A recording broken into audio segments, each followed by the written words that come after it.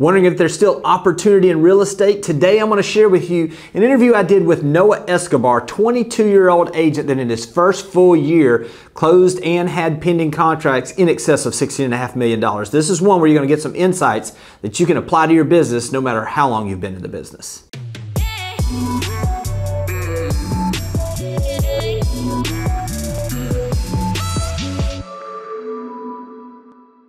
All right, today I am excited. This is a story I've been excited to share for a long time because this is one of those where I get asked a lot, is there still opportunity in real estate? With the market changing, are we at a place where new agents or agents that maybe have been in the business and they've seen a stall or maybe even a pullback in their business, is this the end of that? Is there still opportunity? And I got a great example of that today. Noah Escobar, 22 years old, in his first full year in real estate, just now completed, ended up having $16.5 million in closed sales as well as pending contracts. So the answer to your question is yes, there is absolutely opportunity in this marketplace. Now I will encourage you, whether you're 22 or 72, everything, and I've watched this over my career, everything that's happened in the past in your life, whether that be good, bad, indifferent, in some way, shape, or form has prepared you to have success in real estate. The experiences you've had, the talents you have, those things that you're gifted in, all of those relationships you have, all of those things lead to success.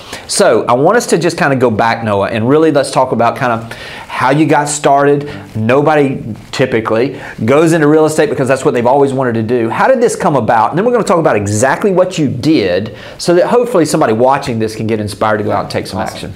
So it kind of started when I was about 19. I was working in some video production stuff for my church, creating little videos in terms of recaps, sermon recaps, everything like that. And it came down from teaching myself how to film, how to edit. And then you reached out to me and said, would you like to do this for me? And it kind of introduced me to Berkshire Hathaway Home Services and Beach Properties of Florida specifically, and got to introduce myself to all of our agents here. And then I got to sit on the other side of this camera, and I still do it to this day 3 years later. Yeah, this is a perfect example. Noah came in as an intern, actually interned for 2 years with us through finishing college.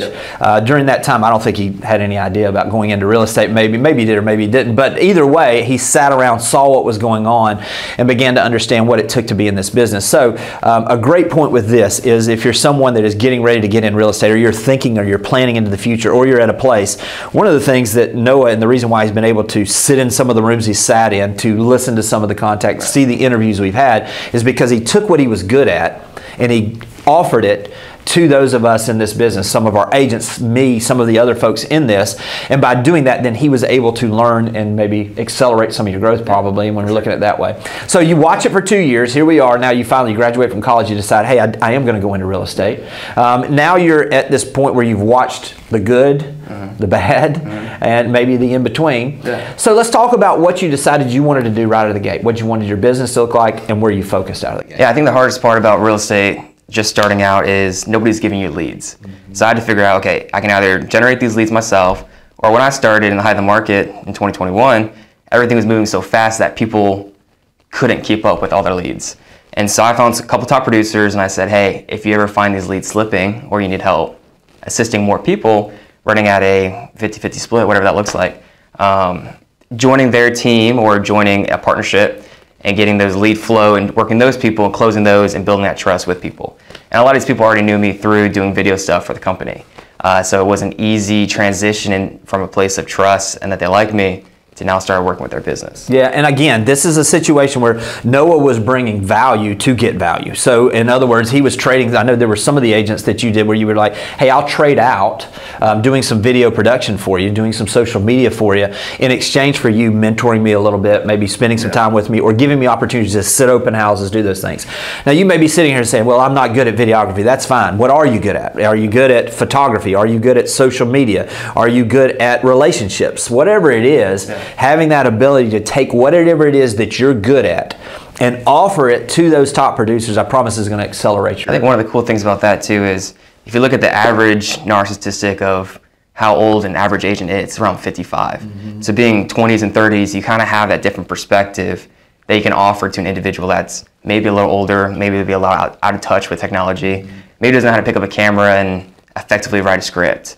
And so with the technology that we have at our age, we can kind of assist older agents in one way and they can assist us back. Yeah, and I'll tell you, and let me flip that. You know, when I was a younger agent and was just, my business was growing rapidly, I actually had someone that came into the business who was about 15 years older than me.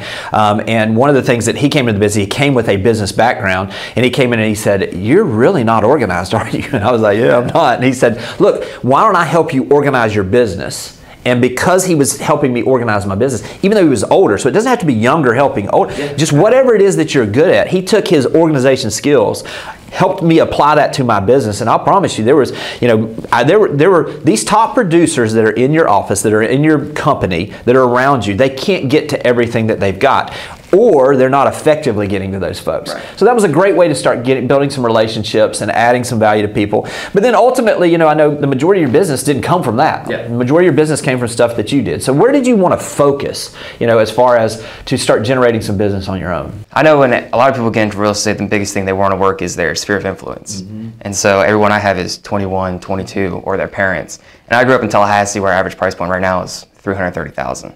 So nobody's looking to move here at an average price point of 2.3. So the biggest thing is, okay, I realize my sphere of influence isn't the best right now. And so what I really started to do is I started attending events with you. So Rethink Council, Explosion up in Omaha. I got to meet a lot of these cool people. And then the one in Omaha specifically, I had 4 deals based off that. And it's just me showing up and introducing myself to new agents. So the agent-to-agent referral has been huge for me. And then cold calls are the scariest thing. You know, nobody really wants to make these cold calls. But I realized, okay, I don't see anybody else doing it. And everybody else is focused on these mega millionaire, you know, houses. The $3-4 million houses that at my age, if I were to walk in, someone would probably laugh at me. So I really focused on dirt. What land can I find that's close enough to our Gulf, for example, where they can sell at a premium that nobody's paying attention to. And there's no emotion tied to dirt. So everybody has, I think people buy lots for 3 different reasons. I think 1, they need someone to park their money. You know, whether that's a 1031 or like a life circumstance, they got to park their money somewhere. 2, they bought it just to hold it for equity. And so those are the easiest calls. Hey, I got somebody that wants to buy your lot at this price point, current market value, and they're like, let's do it.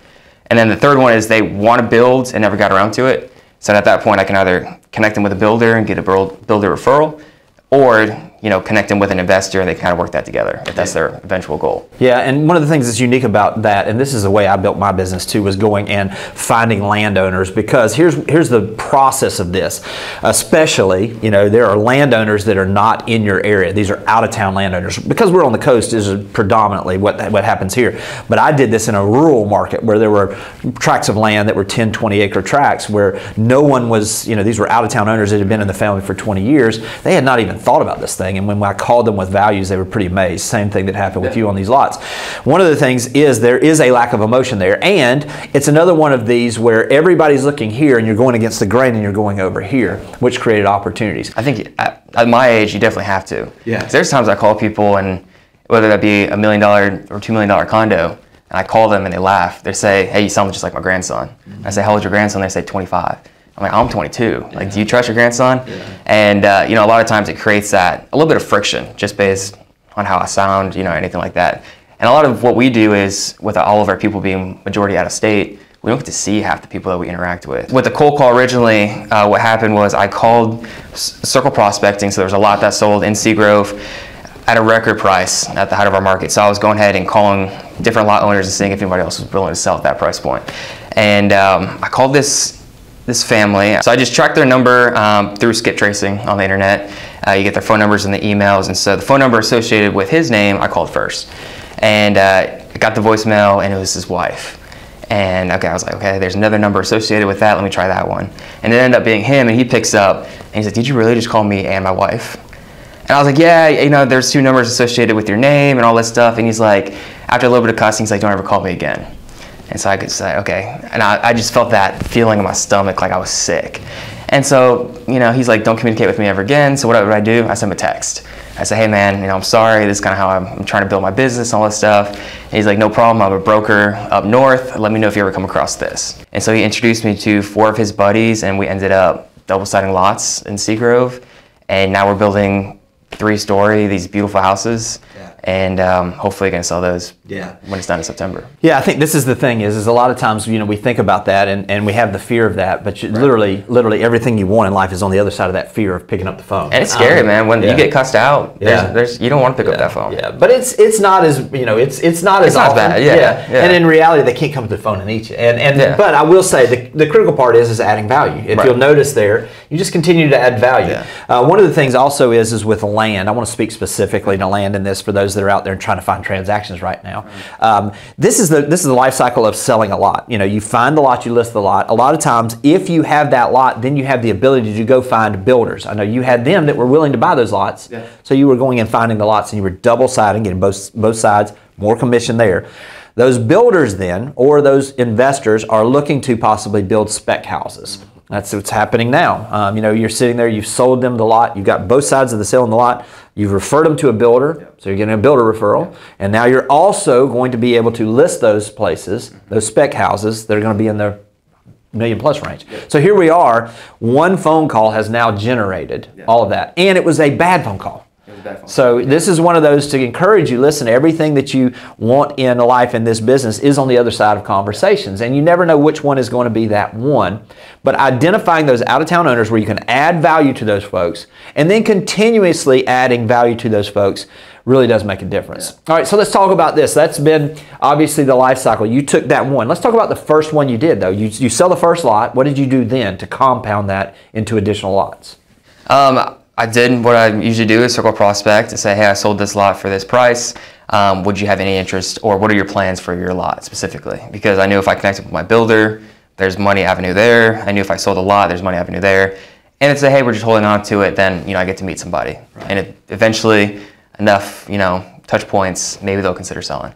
Right. So luckily, those 4 friends that he invited me to be introduced to and all this stuff, then next one of the buddies wants to do the exact same thing the first guy does. And then the other one does, and there was 4 total. And so eventually I had these buyers, and it's a lot easier to make these cold calls if you have buyers needs. So I was calling people, and I was like, hey, I have a buyer at this price point. We're currently doing this right next door. This is kind of their goal with it. And that kind of transparency through a cold call and say, hey, here's exactly what we want to do. A lot of people respect that, and they are willing to let something go if they kind of know what's going on. And so that's kind of how it all compounded. And I think the biggest mistake I made in that entire process was I stopped making those calls. Right. And so I stopped prospecting while I was trying to work these 4 people. So when this closed, I was happy for about a day because obviously the check hit.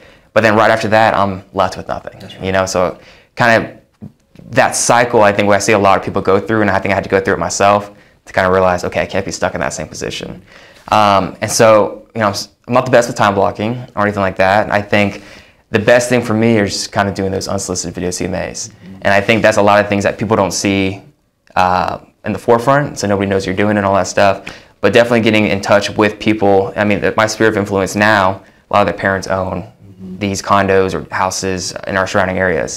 So it's a lot easier to add value to them in that standpoint, making these videos. Yeah, I want to add that because that's a really good point of the consistency. The key is to time block and have every single day. Are you moving the ball forward as far as prospecting, having conversations, adding value to folks? The unsolicited video CMA that he talks about, if you haven't seen that, we'll have a link up in the video here where you can get more details on that. But that's just literally going out without them asking for it and giving them a value in a way that no one else is doing it through a video recording of their valuation. Also, I would just say, this is one of those situations where you're talking about, because some people say, well, I don't have a buyer for a lot. Let me encourage you, we do this as a company where we have it once a month where we gather and we talk about buyers that are looking for something they haven't been able to find. We talk about off-market properties and coming soon. If you don't have a buyer right now, go to one of the top producers and say, do you have a specific buyer that's ready to buy? They just haven't been able to find anything. The more specific, the better. And what we've been doing is teaching folks how to go and take that one buyer and then make those phone calls. And listen, those phone calls, just to give you an idea of what that looks like, and I'm going to use a house example because you used it for lots, but most people are doing this with houses. Hey, Mr. and Mrs. So-and-so, this is Jimmy Burgess with Berkshire Hathaway Home Services. Listen, we're working with a couple that is wanting to move specifically into your neighborhood. They're looking for 4 bedrooms. So what I'm doing is just calling to see if you've heard of any of your neighbors that might consider selling. And we're just making these calls to see if we can help these folks who are going to be a great addition to the neighborhood find their perfect place. You don't even have to ask them if it's their place, if they're interested. They'll tell you if they want to sell. But just making those phone calls and then literally ending those phone calls if their place doesn't come up and say, I'd be the worst realtor in the world if I didn't at least ask if there's a price where you guys might consider selling. Yeah. Making those notes. Hey, I'd love to keep in touch. Adding those to your database. Now as your database is growing, right, now you've got something where you can continuously and consistently add value to that group through newsletters and those things. That's the way you build a business. And that's the way you take one sale and compound it into multiple sales. Yeah. So let's talk about this. It's been a great year. But just like you said, we're starting at zero this year. Yep. So let's talk about what your plans are now after the first year. Maybe some of the things you wish you would have known earlier, or, like you said, about the consistency, and what you're looking to do to expand it this year. Yeah, I think the biggest thing is to never stop prospecting, no matter how distracted I get, whether that's family, work, or potentially going back to school and getting a master's. Like, no matter what happens, I need to learn how to prospect better. And so I think when I struggle with the idea of prospecting, making these calls, I think there's kind of three backbones to kind of how I create everything. So the first one is just creating something. And so I went through and hired a videographer. Despite me knowing how to do all this stuff myself, I can't always go around and film everything myself. So I hired a videographer and we shot for the first time this week. And basically what we're doing is, I have 3 listings right now. 2 of them are still under construction, so it's just framing. And then one of them, we're just getting the paperwork signed up and everything like that. So we'll have a video coming on that. But the biggest thing that I can leverage is our brokerage's listings. So anywhere from Panama City Beach all the way through Destin, Navarre, that entire area, we have an abundance of listings that are sitting on the market. So one way that I can add value to an agent is saying, hey, I would love to go through and shoot a video, promote your listing, and at the same time, I'm building credibility for myself. So if anybody ever questions my credibility because of my age, because I have a year of experience or anything like that, I can point them to an avenue where, hey, I'm showing this house, sold this, kind of have video creation on that. And then, like I said, creating those bomb videos for buyers specifically, kind of like take Google Earth and show them different communities because, again, a lot of our people are relocating here. So if I can show them different communities and put them in a simple format, so all they have to do is click on it, know all my thoughts without constantly being on the phone. The next one is building something. So whether that's systems, whether that's smart drips, creating systems within my Boomtown, our CRM that we have, creating just ways to better connect with people. It's kind of building that. And then my third one is following up. So there's so many people that I've talked to just in the past that they didn't want to sell then. Our market's changed and maybe their motivations have changed. So following up with them, following up with agents that say, hey, I'd love to refer business out to you a year ago. Hey, I would still love it if you referred business to me now. And then there's people that have been referred to me that they ended up not buying because multiple offer situations, they were scared of what our market looked like and overpaying, that now they might have a little bit of different motivations. So following up with them, following up with different agents, and just following up with different service providers. Like, how can I best serve the people that help me? So our title companies, our contractors, what can I do to help them get business, especially when things are a little bit slower in our seasonal market? Yeah, pretty encouraging. I mean, listen, the markets will ebb and flow. But I'll tell you what doesn't go out of style is adding value to people. And that's not just now, you're building something for the future. So listen, I just want to encourage you guys. We say it to our agents all the time. Who's got it better than us? Nobody. And the reality is, to be in this business that has no upside cap, you literally determine how much you want to make for yourself. And it's really driven by how much value you add to the marketplace. I know this has been helpful. Listen, follow Noah. We're going to have all the social media here on the video, but if you have any questions or he can help anyway, I know he's open to helping in any way and answering any questions. And take care, and we'll talk to you guys soon. Thanks for watching the video. I specifically chose the video below for you because it builds on the one you just watched. I hope it's helpful, and I'll talk to you soon.